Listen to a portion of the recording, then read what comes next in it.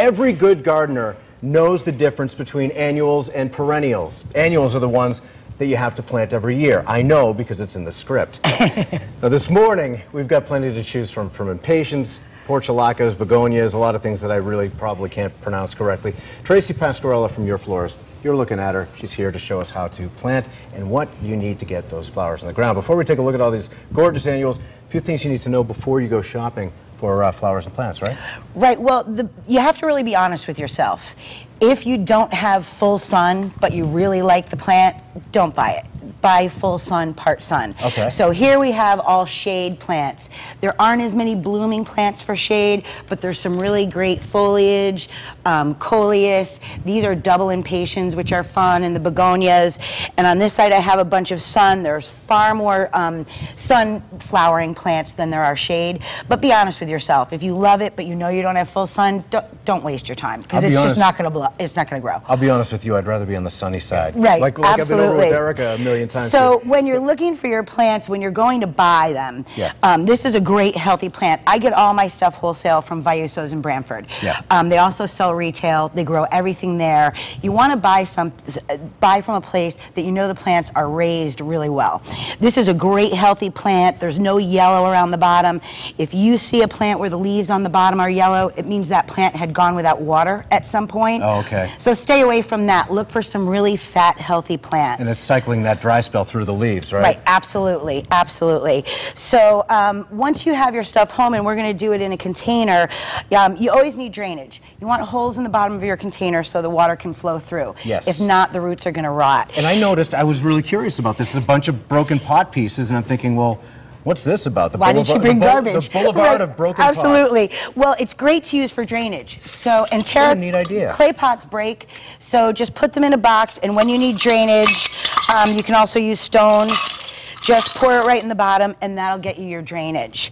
As far as the soil goes, we're cheating today. We're using a soil that already has a 6-month fertilizer in it. I was going to say, how important is the soil? Do you buy it The soil is really important, and what you do to it is really, really important also. This particular soil has a 6-month fertilizer in it, so it's going to feed your plants all the way through.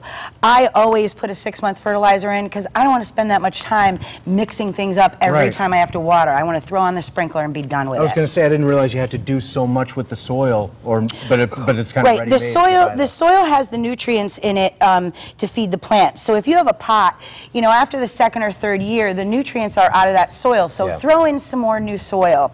The other thing that I always use is called Soil Moist.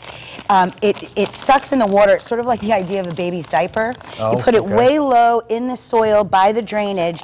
What happens is it's going to fill up with water. So if you miss a day of watering, if we get a really scorching hot day, that's going to soak your roots until you get a chance to go ahead and water that Probably again. helps if you're going to be away for a day or two. Right, too. exactly. So you can get away with a day or two of being without it. So now you've got your soil in.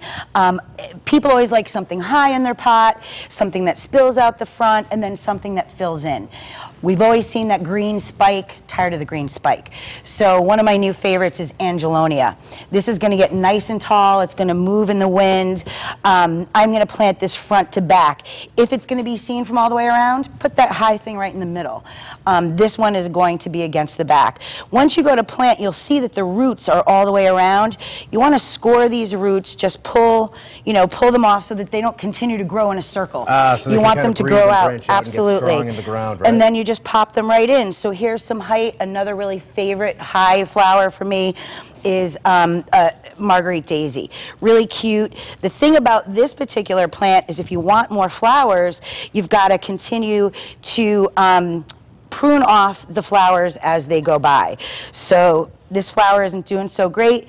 Pinch it off, and more will come. You see, you've got a bunch of buds. If you don't continue that, then you're not going to get any. If you nip it, they will come. Right, absolutely. Right. We have to wrap up, unfortunately. Okay. Am I cutting you off too soon? No. Because I could watch you do this all day. Here we go. You finish up, Truly, and I'll finish up. I really could.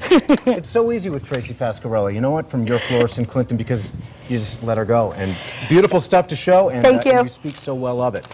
All right, for more information, log on to our website. Please come back soon, by the way. Log on to WTNH.com and the Good Morning Connecticut section and so forth. Lots of info there. I love this. Thank you.